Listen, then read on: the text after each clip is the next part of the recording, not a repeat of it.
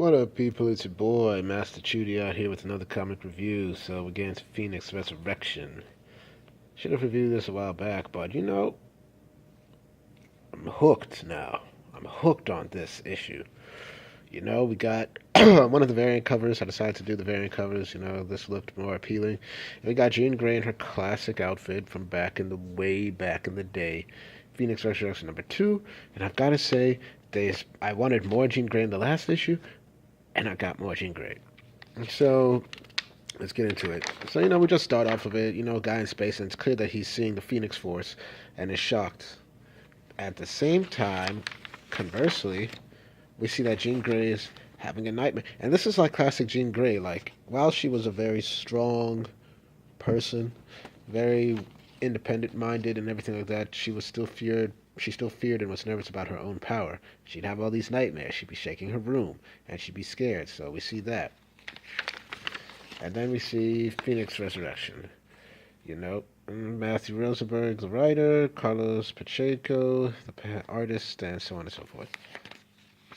So, Jean is doing normal things in this, what is clearly an alternate dimension or psychic realm. She's going to work. I think this is Jamie Maddox, who has been dead for a while, multiple man. So it's all of these people that in Jean's past who are either been gone for a long time and or been dead. So we just see her talking to multiple men. It's like, oh, I gotta get to work. And she's like, Jamie, did you feel anything weird? It's like, no. My weird and your weird might be different. What do you mean? It's like everything shook. It's like, shook? It's like, I think I was just dreaming. It's like, have a good day, have a good day, Jamie. It's like, keep it together, Jeannie. Then we go back to reality at the Xavier Institute. And everybody's still trying to discuss what happened. There were incidents of coordinated attacks and everything like that.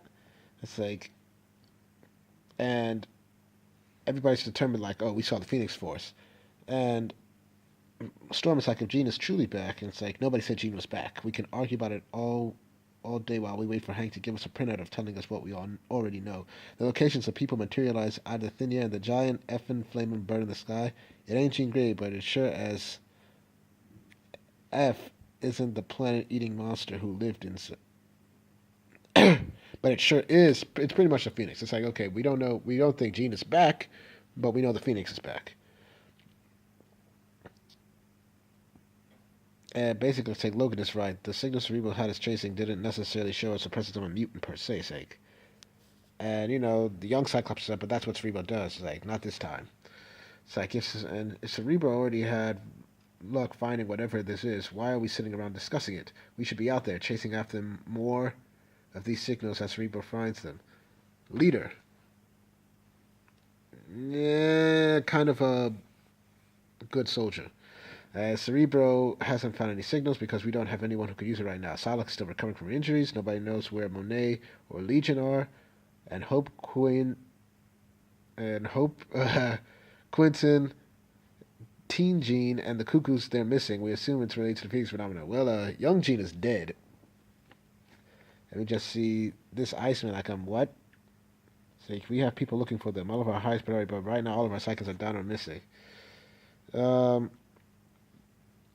Then we see that not all of them. Of course, Cable's a psychic, of course. Then we get to the diner, which is a pretty nice diner. It's like, when Jean's like, oh, I'm sorry, I didn't hear you come in. It's like, I'm waiting for my morning coffee to kick in.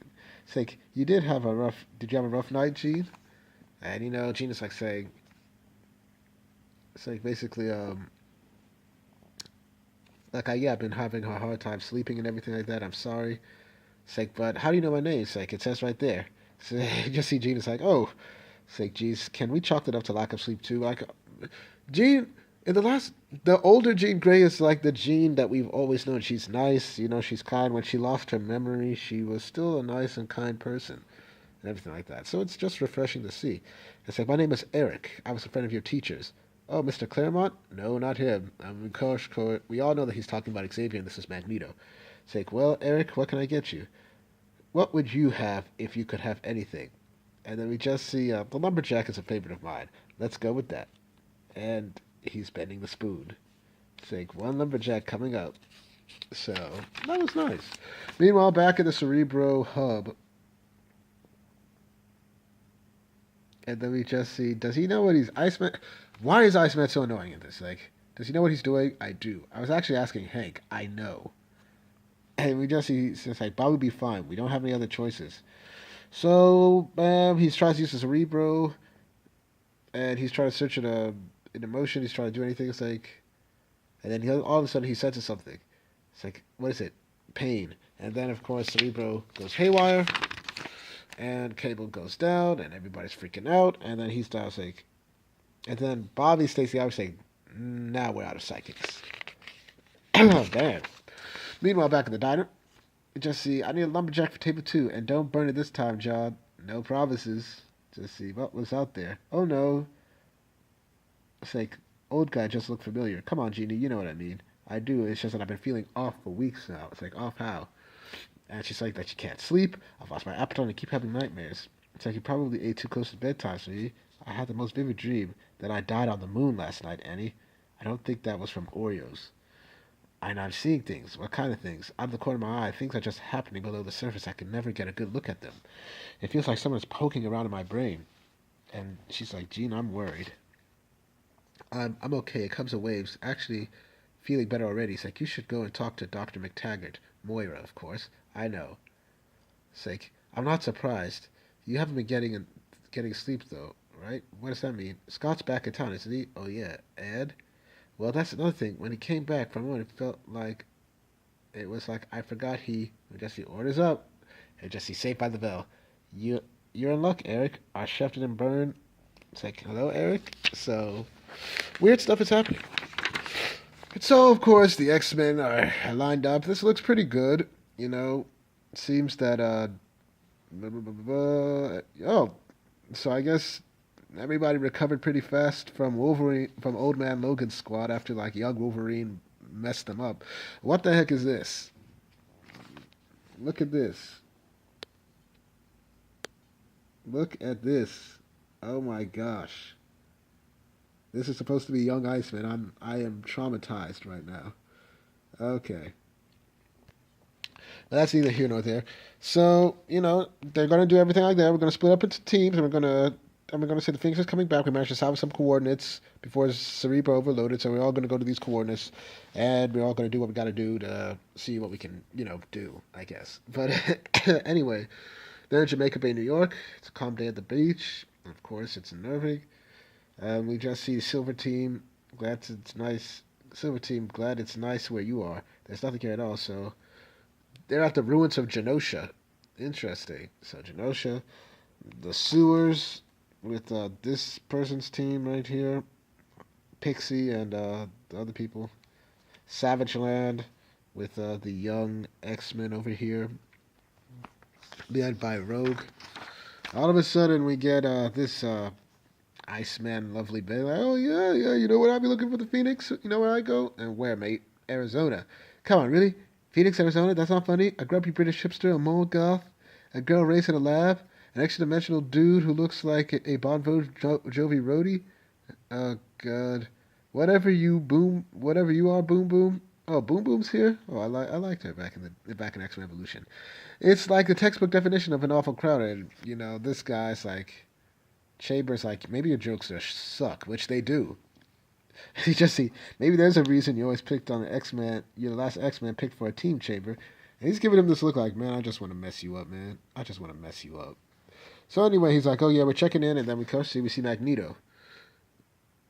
And then everybody's like, oh, we're still cool with Magneto, right? It's like, it depends on definition of cool. What's with the old getup? Right. Spread out. I don't want any surprises. Oh, so X-23 is with Bobby. So basically, and she pulls out her claws against Magneto. That, oh God, that's not good. It's like, not all born. Let me just see. Not all born with mutant powers are fit to rule the earth. You must be destroyed. Magneto, are we cool here? And you just see. I'm gonna take it. No, take him down, team. It's like, I got him. I don't got him. So, Longshot, baby, don't throw metal blades at him. Okay, okay. But anyway, they just keep fighting. And some weird ish is going on. Like, his arm is like this. It's like, he's mine. Oh, it's like, you haven't defeated me yet. May I get a fresh cup of coffee? It's like, what is he talking about? When you have a moment, and of course, He owns X-23 because, of course, adamantium, everything like that. It's like, curious, what are you? So familiar. Let me remind you. So she stabs him in the head, but he, like, kind of digitizes out of existence. And we just see Bobby, what the F is going. There's so much cursing in this. Like, where'd he go? Did anyone notice him order a drink in the middle of all that? Glad Boom Boom picked that up on it. That's why I like Boom Boom. Just see, may I get a fresh cup when you have a moment? It's like, oh my, you did it again. It's like, your order's ready, but I put it in the kitchen because I thought you left. Sorry, I ran outside because I thought I saw some people I knew. It's like, and? I didn't know all of them. And we just see he's bleeding. It's like, you have some blood. Oh, how embarrassing. It's an old war injury. You were in a war? I was the war. It's like, you seem to be feeling a lot better today, no? Yeah, I think I am. Good. And, of course, to be continued. Wow. And of course, we get Phoenix Resurrection next week. Jean Grey in her classic Phoenix outfit. Phoenix returned in bed, and the book ends there. And then we got dead Jean Grey here. I don't know whether she should be alive or not. I kind of hope she's dead. I really hope she's dead. Not anything personal, but it's just more impactful. But I really like this book. This felt like an X-Men book. This Astonishing X-Men and now Rogue and Gambit. Huh. Maybe it's making a comeback. You see, I wasn't reading any Marvel books when I started this channel removing, but I did touch the X-Men because the X-Men, for all intents and purposes a couple months ago, was still somewhat reminiscent of the good times when it was just superhero beating up people and all that good stuff. So yeah, this is much better. Much better. There was enough Jean in it. All I asked was for some more Jean Grey, and I got it. I give this a good 9 out of 10. So thank y'all for watching. Please like, share, and subscribe. Hit the notifications. Make sure you're notified. Once again, I do these reviews for you, the people, because I love these comics. I want to get your opinions on them and get, critiques on my style and whatnot. Thank y'all for watching. I should have a video up later today.